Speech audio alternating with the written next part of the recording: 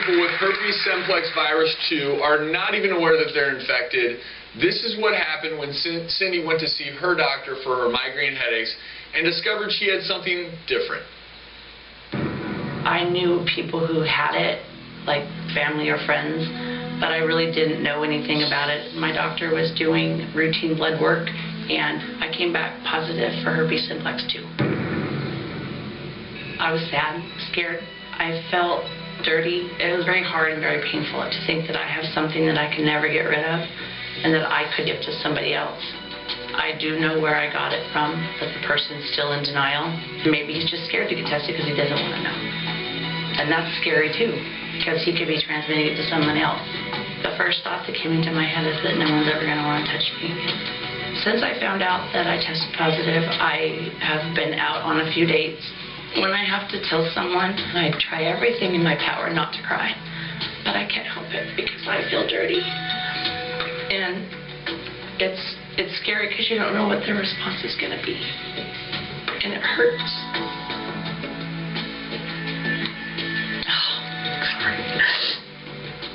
There are a lot of questions that I have. Is there a possibility I could stay breakout free forever? How do I keep my partner safe? Going on national TV and announcing that I have herpes simplex 2, I'm scared to death. If I can help one person not feel the feelings that I have to feel, that I've done something. I don't want someone else to have to feel like I feel. It's not a good feeling. Cindy, thank you for being here and being brave enough to share your story. You never actually had a breakout. Never. I've never had a breakout. I'm concerned, wondering if I ever will. Does it lay dormant in my body? I mean... But you're like a lot of people in America and everywhere, not even really sure how to understand what this means when you're given a diagnosis of herpes simplex. And Lisa, one of the things we want to do is clarify that for you. Let's start with the basics. Herpes. Herpes 1 usually is like a cold sore, and we have a graphic of that. It's usually in your mouth.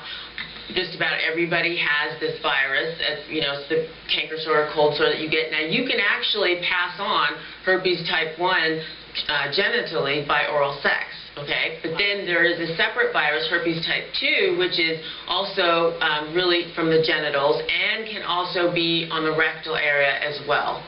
Okay, and you can actually spread that to the mouth, again, through oral sex.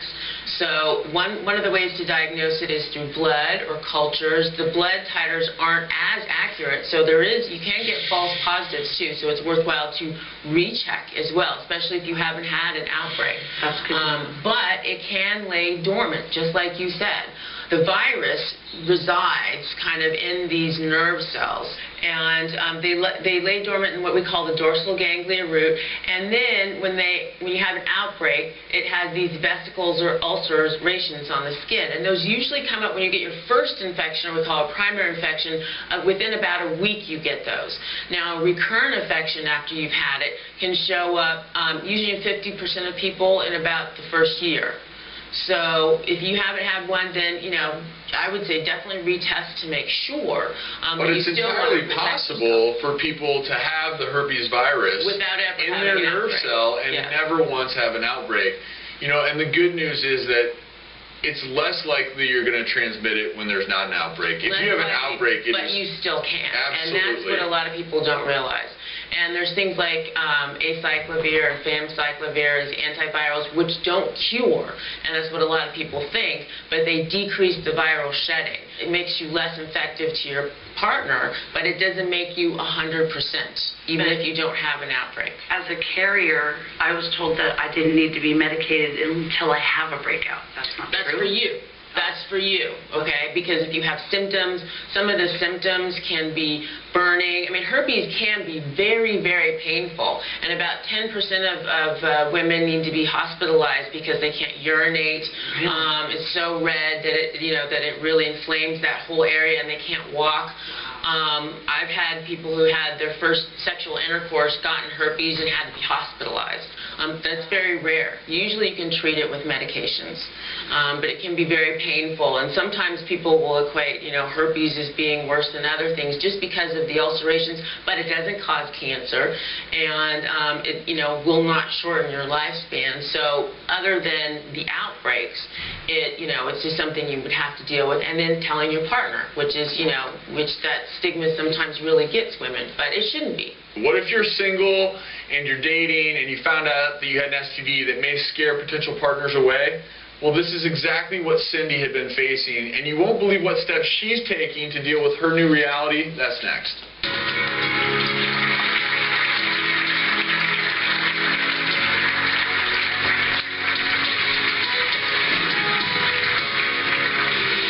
I would love to be able to sit down and talk to a doctor that specializes in this to really help me understand, because I want to make sure that I'm really safe. I want to make sure that I don't hurt anyone.